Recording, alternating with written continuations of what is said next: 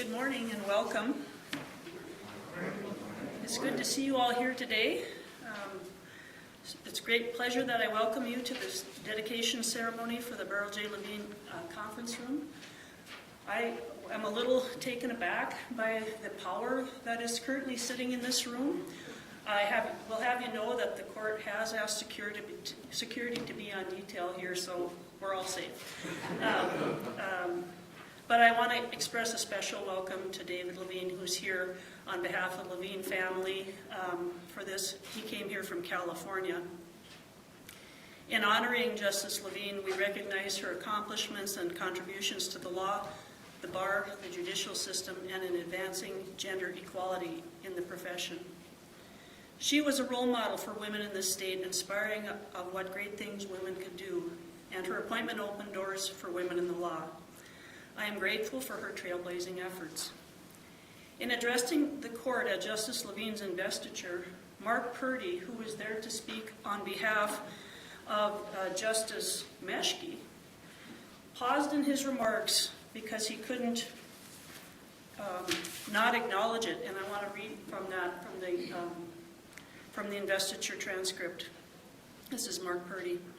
"I couldn't help but notice as I was, along with you, witnessing the robing of these two justices, and the thing that I could not help but notice was the peculiar and intense exultation I could see in the eyes of some of you ladies. The joy over the appointment of Justice Levine seemed to me to border on incandescent, and the enormous significance of your appointment, Madam Justice, is not lost on any of us.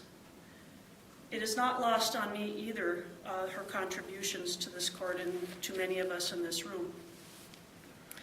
In a moment, we will hear from a number of people who worked with or for Justice Levine.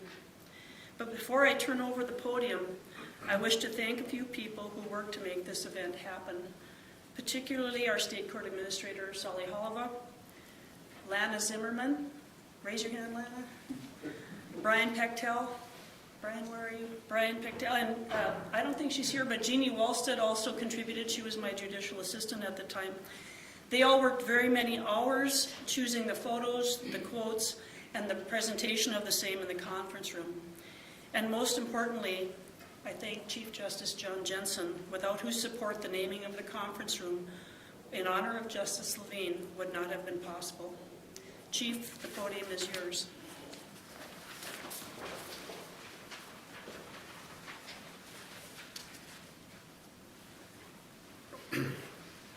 On November 4th, 1989, the citizens of North Dakota adopted the North Dakota State Constitution and elected the first 3 justices of the North Dakota Supreme Court. In the 133-year history of the North Dakota Supreme Court, there have only been 52 individuals to sit on this bench. Justice Levine was one of those 52. Others will undoubtedly talk about the many firsts that Justice Levine accomplished, and I will let those with more information and more familiarity share those accomplishments with you. However, I do have one story. 32 years ago, I was a law clerk for Chief Justice Ralph Erikstead in this court. And at the time, Justice Levine was a member of the court. Most of you know that her family continued to reside in Fargo, and she would return to Bismarck on Monday mornings. Similarly, my wife was a law clerk for Judge Paul Benson in Fargo, and I would also drive back and forth and come back on Monday mornings. On most Monday mornings, our schedules were so similar, we would reach each other at the back entrance of the court chambers at almost exactly the same time. In my 1 year that I was at the court, it must have happened at least 3 dozen times. Fairly amazing when you consider the length of travel between Fargo and Bismarck. If structure and predictability are traits that help Justice Levine excel, I am hopeful that our encounters by the back door confirm that I will also have those traits. To my knowledge, in the 133-year history of this court, only 2 individuals have had the honor of having a room dedicated at the Supreme Court. The first was Ralph Erikstead, the former Chief Justice, whom this courtroom is named. And now, the main conference room used by the court for public meetings has been named in the honor of Earl Levine. The permanent dedication of a room in the name of someone who served the court is rare, it is special, and it is a well-deserved honor. Our court will proudly schedule meetings in the Levine conference room. The public will share in honoring Justice Levine each time the biographical information on the plaque accompanying the conference room is read. The conference room is a tribute and will serve as a permanent statement of the impact Justice Levine had on the court and the North Dakota judicial system. It is with great pleasure I appear today on behalf of the entire court to honor Justice Earl Levine.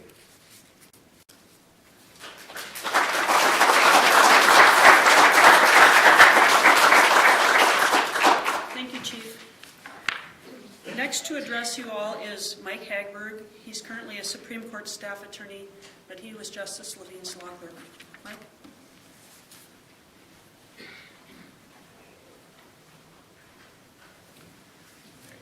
My remarks here will be brief because, unfortunately, my time with Justice Levine was brief. I want to say before I start that it's nice to see so many familiar faces in the same room, especially law school classmates. Probably the happiest event for me in 3 years in Grand Forks was in the fall of 1994 when I got a call from Justice Levine inviting me to be her law clerk. Of course, I accepted. I didn't know Justice Levine personally, but I certainly knew of her. And I'd written a case comment on her opinion in City of Mandan versus Fern, where the court barred gender-based peremptory challenges because, as Justice Levine wrote, they were a bad remnant of the historic denial of women's rights. But not every case is City of Mandan versus Fern, and when I went to work for Justice Levine, I found that most cases weren't City of Mandan versus Fern. I didn't get a lot of instruction from Justice Levine on what she wanted me to do, but she made it very clear to me that she didn't want to hear my gut feelings. She wanted me to tell her where the law went. And I got an object lesson in her methods very quickly when she was assigned to write the opinion in Estate of Zimbelman, which involved a will, some property, and a family dispute. Imagine the kind of case that comes up every week or so in district court. And this was in pre-oil boom days, so the disputed property was a couple of parcels of farmland in Grant County. Anyway, after the case conference, Justice Levine explained what the court did and that the court wasn't settled on what the result should be. She said she could probably get a 4-1 opinion either way. So I wrote it up one way, it was distributed and flat out rejected by the court. In fact, Justice Vanderwall even visited me in person in my little office to ask me whether I really thought that was where the law went. So what followed was a lot of meetings and a lot of drafts between me and Justice Levine. And she didn't tell me what to do. She didn't give me instructions. She asked me questions. And I came up with the answers to that questions, and they led to more questions. And this went on for a while. But finally we got to an opinion that the court signed off on. And I know all you district judges here will be happy to know it was affirmed.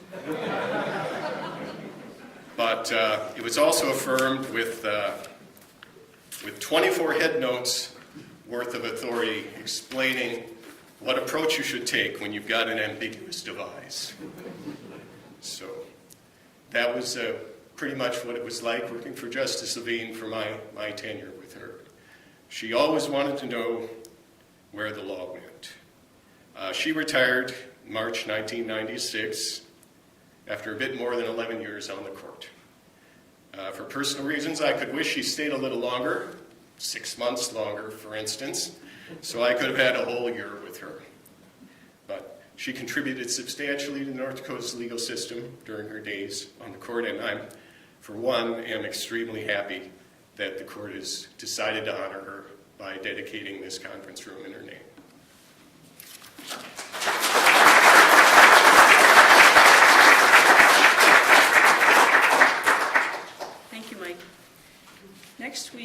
retired Justice William A. Newman, a colleague of Justice Levine's and my former boss, Justice Newman.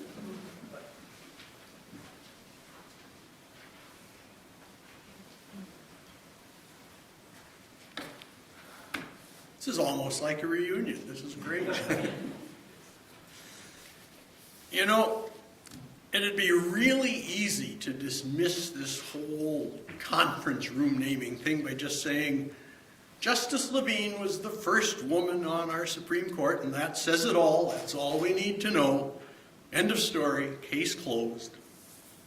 It would be really easy to say that, but it would be oh so wrong. Because if that's all you know about Burl, then you don't know Burl. We could talk about her belated and underappreciated enrollment in law school. According to her son David, the dean at that time referred to her as bored, spoiled, and frivolous. Another big score for male insight. We could talk about her daily commute between Fargo and Grand Forks, her crazy, busy life as a serious law student, a physician's wife, mother of young kids. But they gave me 5 minutes, not 5 hours. So I'm going to focus on just one of the many things I learned about Justice Levine during the 3 years that our time on this court overlapped. I have to admit that Justice Levine and I did not always agree on particular points in particular cases.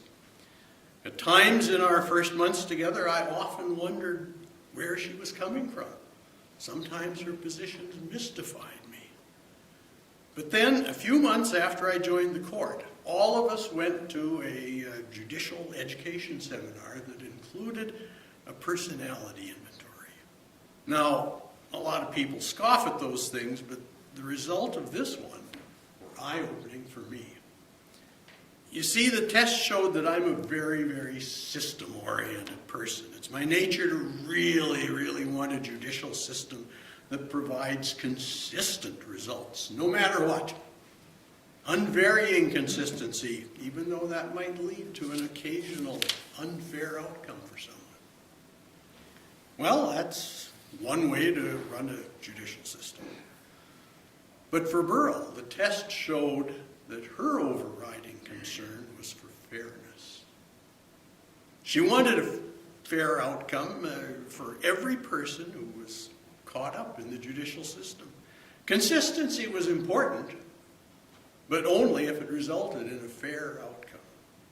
And I realized that that too was a very legitimate way to run a justice system. And from there I began to understand and to appreciate the depth of this remarkable woman and her constant pursuit of fairness. Eventually I realized she saw a world around us that was crowded with far too much unfairness, racial unfairness, gender unfairness, prejudice of every kind. She saw it much more clearly than I did. Much of her professional career was devoted to opening our eyes to unfairness, opening our minds to the need to do something about it. She was a very wise and effective member of this court, but even more, she was a consistent, thoughtful, and effective warrior for fairness. We could go on at great length about the quality and the importance of her judicial opinions, both the opinions she wrote for the majorities and perhaps more so the separates that she wrote for herself. We could emphasize the importance of her administrative contributions to our judicial system, and we could talk about her efforts on behalf of women lawyers, her friendship with the notorious RBG, her Bar Association activities, both locally and nationally, and her awards, including the ABA's Margaret Brent Award in 1996. But other people have addressed those things or will talk about them today, and they're going to do a good job of it. She's been written about a lot, and good things were said. And the people in charge here are looking at their watches. So let me just say this. Justice Levine brought far more to this court than just a woman's point of view. Though goodness knows that alone was a very, very important contribution and something we sorely needed. But much beyond that, she brought us a much greater awareness of the unfairness all around us, urged us to do something about it, and set us on a path toward a more just world. She truly was a warrior for fairness. Her unceasing efforts made a world of difference for all of us. And for that, today, we honor the memory of our dear friend, Justice Burl Levine.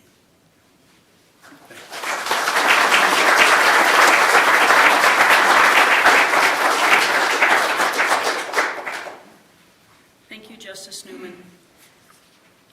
And now we welcome Justice Gerald Vandewall, who served many years with Justice Levine and who was serving as Chief Justice at the time she was there.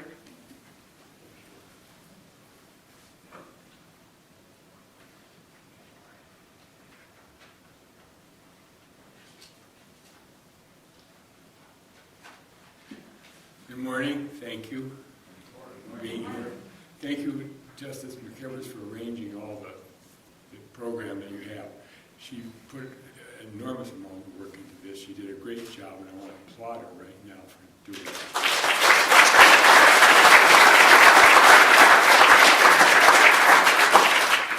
I'm going to talk about Justice Levine's first days in the court. At the beginning, I knew her as a bridge player before she ever went to court.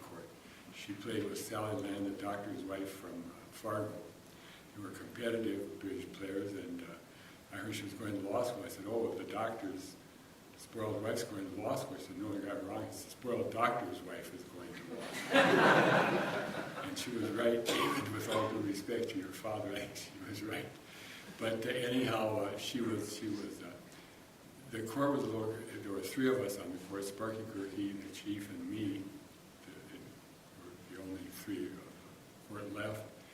And the others came on, and the issue of who was going to appoint was before the court. I recused, as did the other two. I recused because, frankly, governor at that time was Alan Wilson, my former boss as the Attorney General, and a fraternity brother. And so they brought in 5 trial judges to decide who was going to appoint, was going to be Governor Olson or Governor Sinner. Governor Sinner ended up doing the appointments. He did a heck of a job, frankly. He brought in Burl and Herb Meskey from Mina.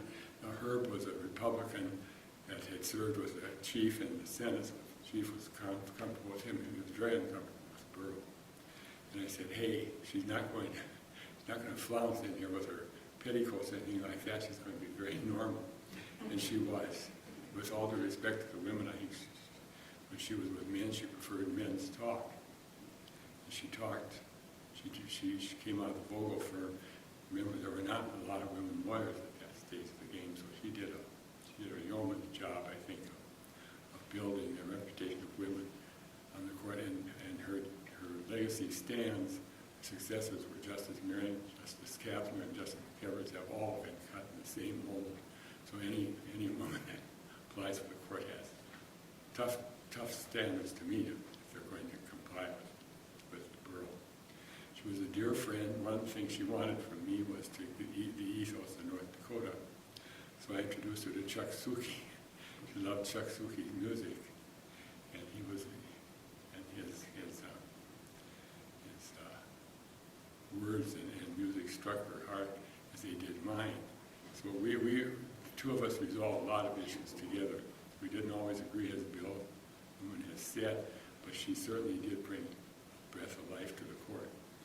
And she did 2 roles. She was the mother of, 5 children. Dave was the youngest, the only lawyer. She has three physicians in the family.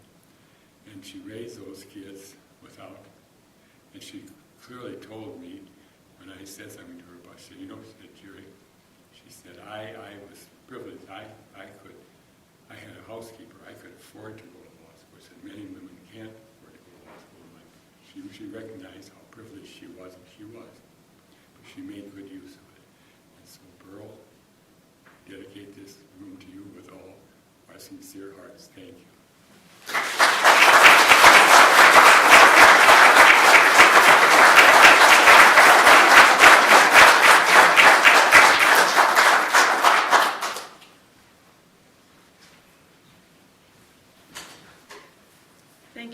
Vanderwall.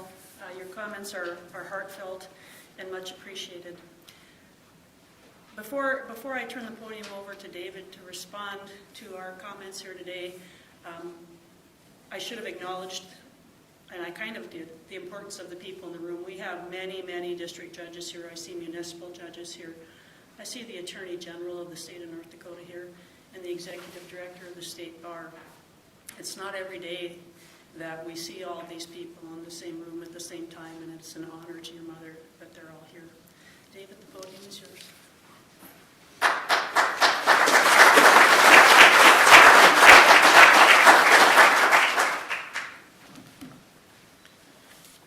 You know, I am an attorney. I'm not a trial attorney.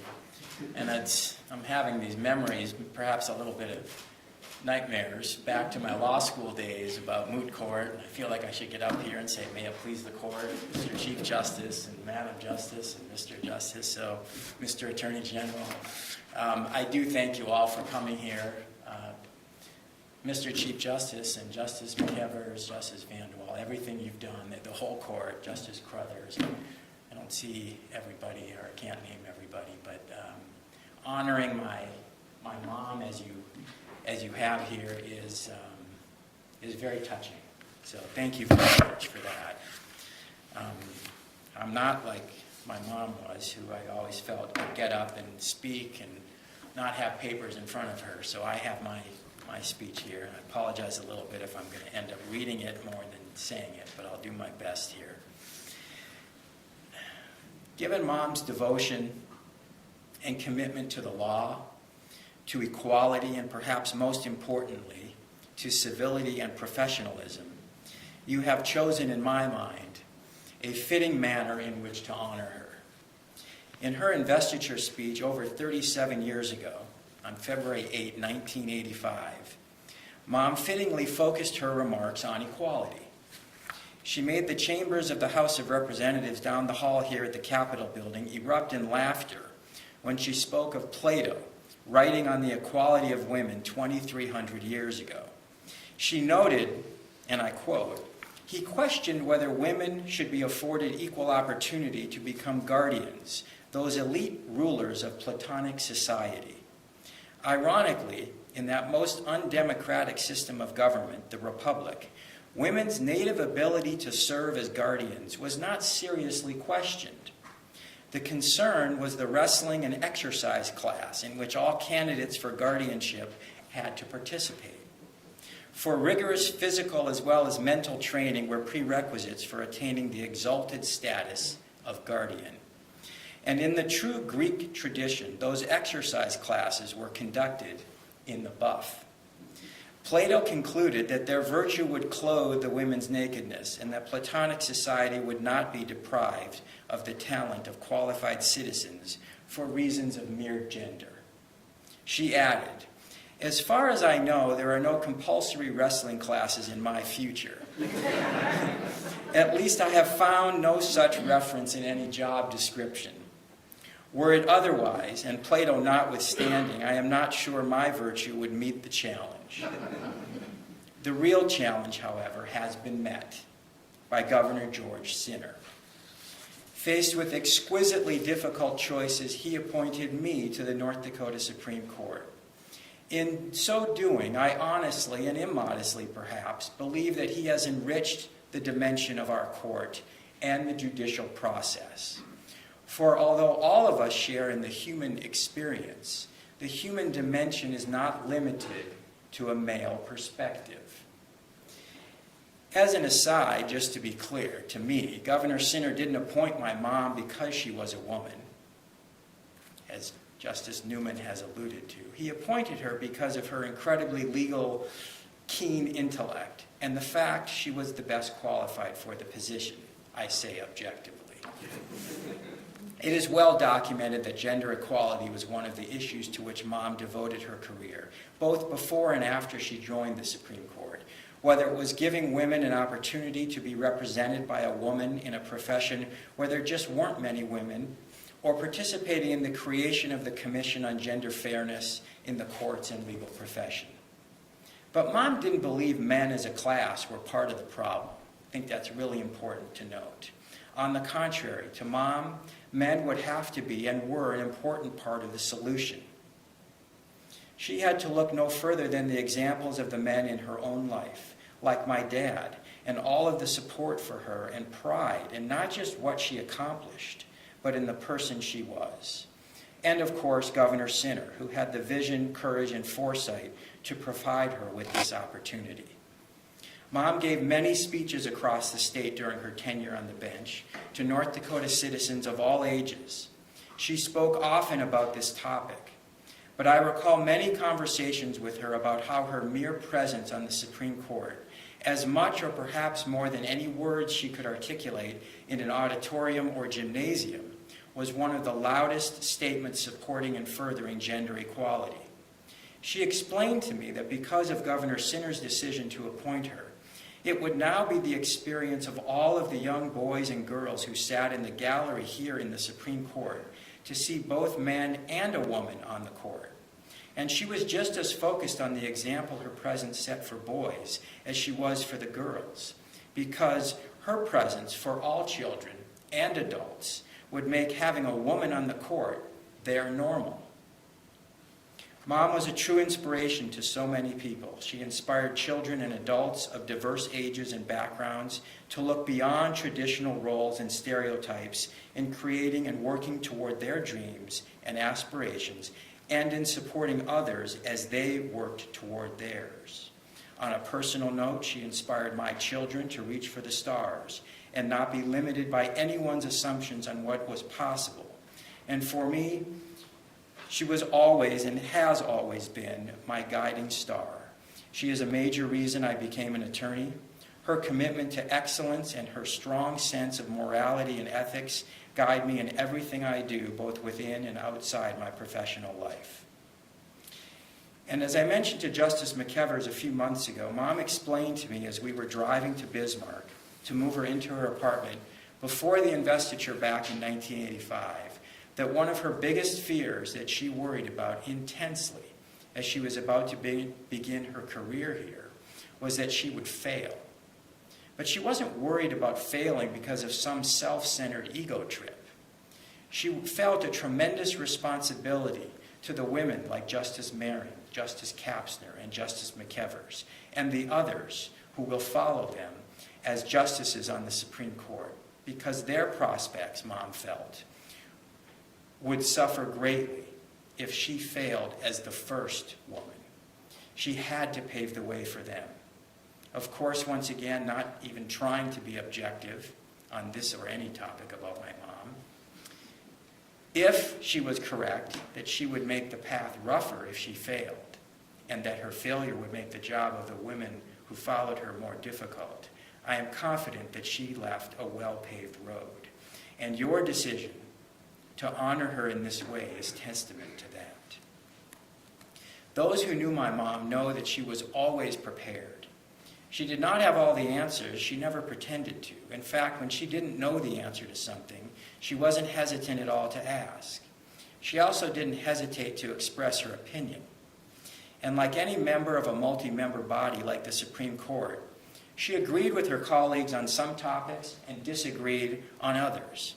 But she was always committed to disagreeing civilly and respectfully, something that seems so obvious and appropriate, but which is an ingredient that is so often missing in today's world, which disheartened my mom tremendously.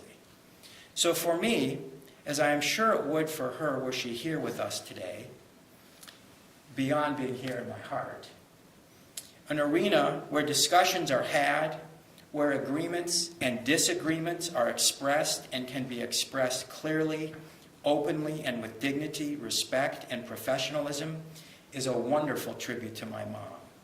With her name on it, this conference room is a constant tribute to my mom's legacy of commitment to equality and intelligent discourse, where spirited discussions can take place with dignity and respect, where the participants can disagree without being disagreeable.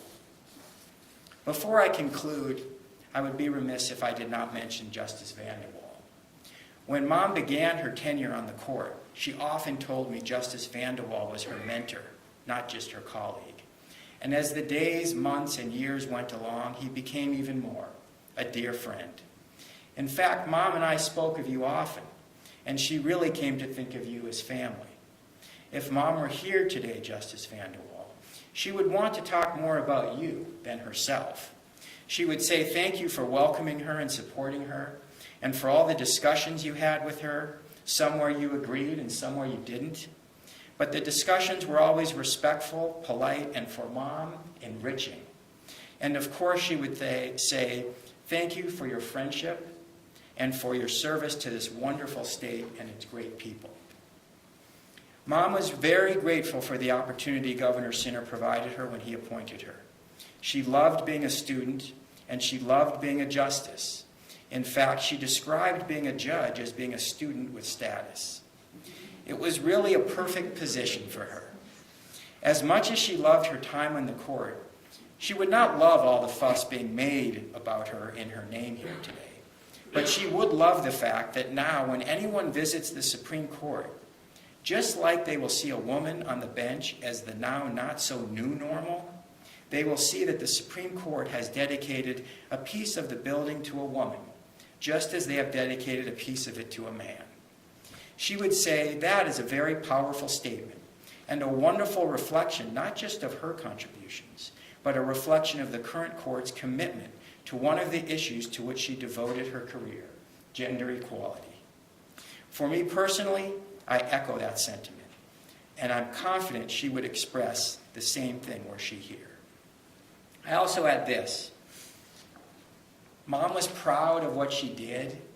She was proud of the opinions she wrote, and she was proud of the example she set.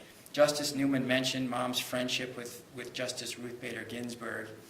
There was one of Mom's proudest, she called it, she said, this is a selfish thing. She called me when Justice Ginsburg sent her a handwritten note with her recently released opinion on a gender fairness issue. And Justice Ginsburg quoted my mom in a footnote. I should say quoted one of my mom's opinions in a footnote. And she sent me the original note from Justice Ginsburg, and it was a proud exchange for me, but it was a very proud moment for my mom on a more personal and selfish note. So I conclude on this personal note. I miss my mom terribly every day. I, of course, know you did not do this for me, but I am so grateful that you have honored my mom in this way, as it means that her legacy will live on in this world, here at the court, in a meaningful, tangible way. So it is both personally meaningful that the Levine Conference Room is now part of the Supreme Court, and most importantly, a very fitting tribute to Mom and to everybody here for doing this, as a tribute to the example she tried to set every day, that she had what she always described as the honor to be a member of this court. Thank you all for inviting me here today and for allowing me to express my gratitude to you and my pride in my mom.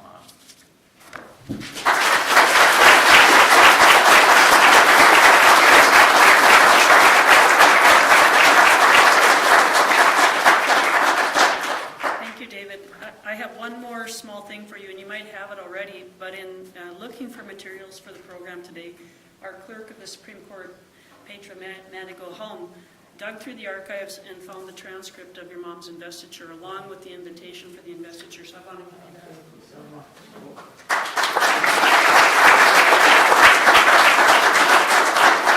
That concludes our program. There will be a reception outside the courtroom in a few minutes, and the conference room is open for you to go take a look at if you want to go take a look at the pictures and the quotes that are up in there.